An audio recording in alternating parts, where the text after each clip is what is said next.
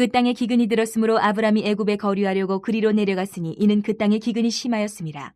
그가 애굽에 가까이 이르렀을 때에 그의 아내 사레에게 말하되 내가 알기에 그대는 아리따운 여인이라.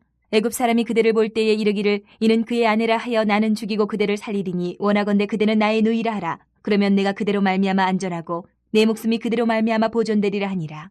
아브람이 애굽에 이르렀을 때에 애굽 사람들이 그 여인이 심히 아리따움을 보았고 바로의 고관들도 그를 보고 바로 앞에서 칭찬하므로 그 여인을 바로의 궁으로 이끌어들인지라. 이에 바로가 그로 말미암아 아브라함을 후대함으로 아브라함이 양과 소와 노비와 암수 나귀와 낙타를 얻었더라. 여호와께서 아브라함의 아내 사레의 일로 바로와 그 집에 큰 재앙을 내리신지라. 바로가 아브라함을 불러서 이르되 내가 어찌하여 나에게 이렇게 행하였느냐. 내가 어찌하여 그를 내 아내라고 내게 말하지 아니하였느냐. 내가 어찌 그를 누이라 하여 내가 그를 데려다가 아내를 삼게 하였느냐. 내 아내가 여기 있으니 이제 데려가라 하고 바로가 사람들에게 그의 이름 명하매 그들이 그와 함께 그의 아내와 그의 모든 소유를 보내었더라. 우리들에게는 사람들에게는 안전에 대한 아주 이 근본적인 두려움이 있는 것 같아요. 그래서 염려 속에서 항상 세상을 우리가 살아갑니다. 이 두려움은 우리 그리스도인들도 별 다를 게 없는 것 같아요. 신자들도 종종 이 두려움 때문에 넘어지는 경우가 있는 것 같아요. 삶 속에서. 오늘 이 아브라함의 사건을 통해서 그러면 그 안전, 그 두려움, 이것이 근본적으로 어떻게 되는가, 진짜 안전은 어디로부터 오는가를 우리가 살필 수 있기를 바랍니다. 10절부터 13절을 보면 아브라함은 아내를 누이라고 속이는 진짜 파렴치한 상상을 하지 못했던 일들을 행하는 안타까운 모습을 봅니다. 당시 아브라함은 아직 아브라함이 되기 전에 신앙이 아직 초기 단계였어요. 그럼에도 불구하고 이 아브라함의 오늘 행동은 정말 비난받을 행동입니다. 아내를 누이라고 속인다. 자기 목숨을 살리기 위해서. 그러면 여기서 우리가 생각해 볼 것은 비난으로 끝나는 것이 아니라 아브라함이 그렇게 행동을 한 이유가 뭘까? 그렇게 아내를 누이라고 속이면서까지 그렇게 했던 이유는 뭘까? 그 깊은 내면을 쳐다보면 아직 다가오지도 않은 미래를 미리 예측하고 미리 염려하고 미리 땡겨서 두려워하는 거야. 미리 당겨서. 아직 일이 벌어지지도 않았는데 미리 이런 일이 있을 거야. 이러면 어떡하지? 혼자 걱정하고 근심하고 막 두려워하는 거야. 이것 때문에 이런 파렴치한 짓을 행하게 되는 거예요. 아직 다가오지도 않은 위험에 미리 염려하고 두려워하고 그러다가 하나님이 주신 약속을 잊어버린 거예요. 사실 좀 더 크게 바라보면 아무리 기근이 왔어도 하나님이 주신 약속의 땅을 떠나지 않는 게 맞을 것 같아요. 그런데 걱정 근심 없이 기근 오니까 훌쩍 떠났어요. 애굽으로. 거기서부터 일이 지금 틀어지기 시작한 겁니다. 여러분, 이런 모습을 보면 우리 인간들, 특히 불신자들은 특징이 염려하고 두려워하는 거야. 아직 벌어지지 않았음에도 불구하고 그냥 당겨다가 미리미리 두려워하고 미리미리 걱정해요. 왜 그럴까? 미래에 대한 소망, 안전, 돌보심, 이것을 우리에게 베풀어 주시는 하나님이 불신자에게는 없기 때문에 그럴 수밖에 없는 거예요. 그래서 그들은 자신들의 어떤 모든 얄팍한 지식과 능력, 경험을 동원해서 이 상황들을 대처하려고 합니다.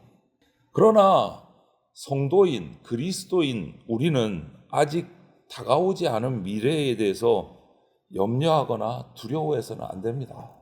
그리스도인은. 불신자들은 미래에 대해서 진짜 막연한 염려, 두려움을 가지고 살아갈 수밖에 없어요. 아무도 그것을 보장해 주지 않기 때문에.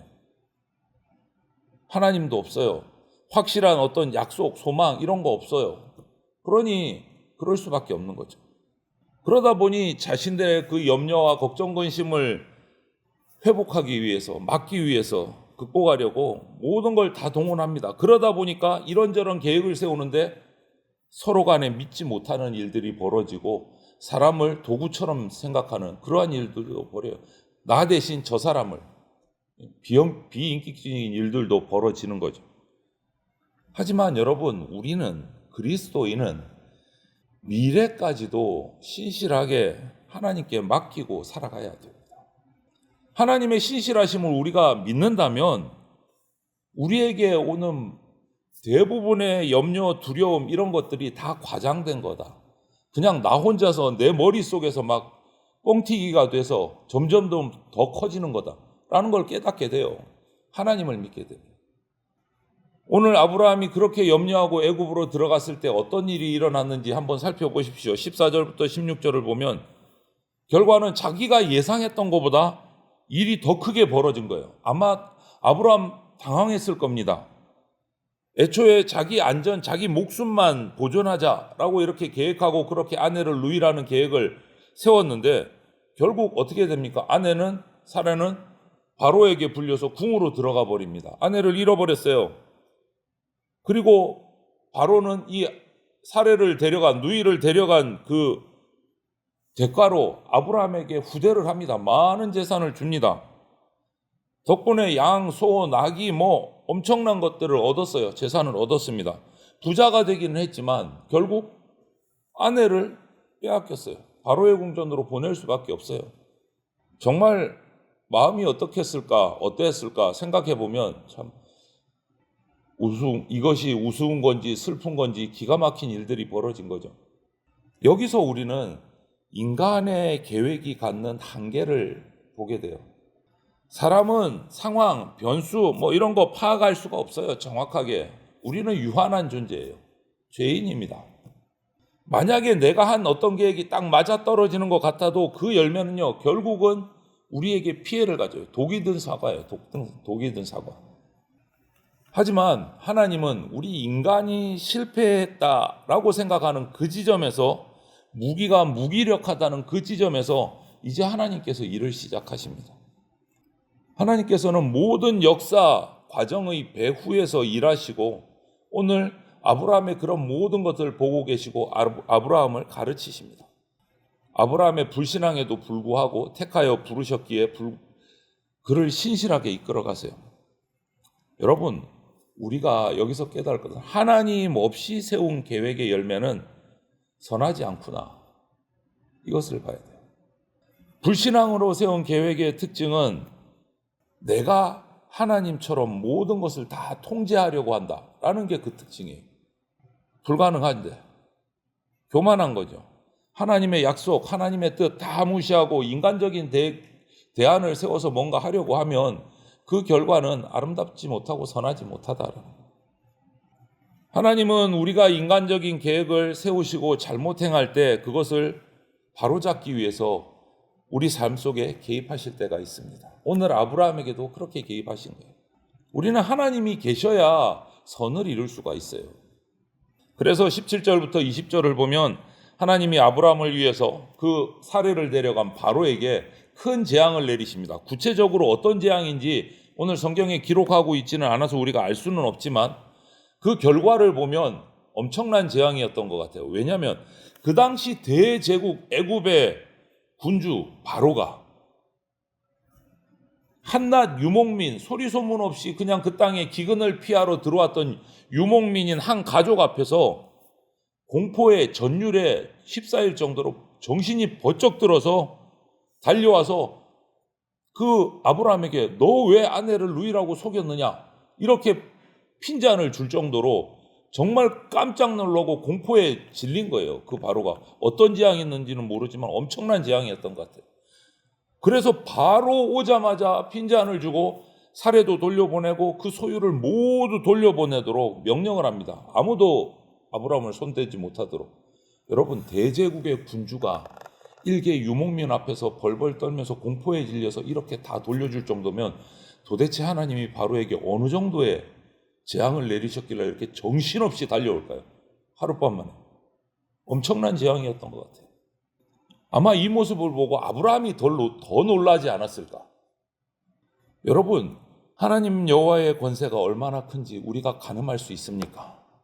아마 그것을 우리가 제대로 안다면 오늘 이 바로처럼 아브라함처럼 우리는 아마 까무러칠지 몰라요.